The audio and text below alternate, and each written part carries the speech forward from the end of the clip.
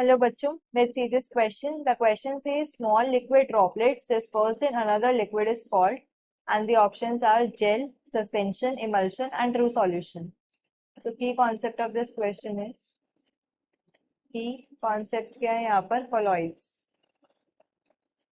colloids क्या होते हैं? colloids basically heterogeneous system है जिसके अंदर एक substance जो है वो डिस्पर्स्ड होता है एज फाइन पार्टिकल्स दूसरे सब्सटेंस के अंदर। तो जो सब्सटेंस डिस्पर्स्ड होता है वो होता है डिस्पर्स्ड फेज, एंड जिस सब्सटेंस के अंदर वो डिस्पर्स्ड होता है एज फाइन पार्टिकल्स उसे हम बोलते हैं डिस्पर्जन मीडियम। सो दो कंपोनेंट्स होते हैं कोलॉइड सिस्टम मतलब कोलॉइडल्स के, एक होता है डिस्पर्स्ड फेज एंड एक होता है dispersion medium. Dispersed phase and एक होता है डिस्पर्जन मीडियम। Dispersion medium. तो डिस्पर्स्ड फेज क्या होता है? जिसके अंदर ये वो फेज होता है जो प्रेजेंट होता है in the form of colloidal particles. So phase that is present in the form of colloidal particles, present in the form of colloidal particles। और डिस्पर्शन मीडियम क्या है? वो मीडियम जिसके अंदर कोलॉइडल पार्टिकल्स डिस्पर्स्ड होते हैं, medium in which colloidal particles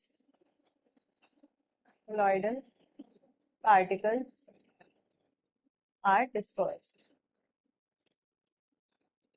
तब हमने क्या कोलॉइड्स को क्लासिफाई कर रखा है on the basis of physical state of dispersed phase and dispersion medium. अगर मैं बात करूं स्मॉल लिक्विड ड्रॉपलेट्स जब डिस्पर्स्ड होती है अनदर लिक्विड के अंदर, मतलब क्या डिस्पर्स्ड फेज भी लिक्विड है एंड डिस्पर्जन मीडियम भी लिक्विड है। So when both dispersed phase and dispersion medium are liquid, when both dispersed phase and dispersion medium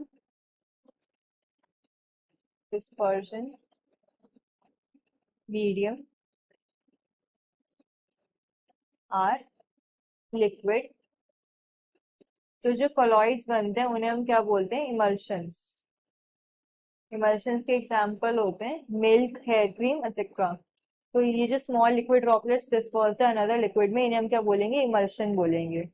अगर मैं ऑप्शंस देखूं, पहला ऑप्शन है जेल। जेल क्या होता है? ये liquid in solid type of colloid होता है, तो ये इनकरेक्ट ऑप्शन है, लिक्विड इन सॉलिड टाइप। इसके एग्जांपल्स होते हैं चीज, बटर, जेलीज।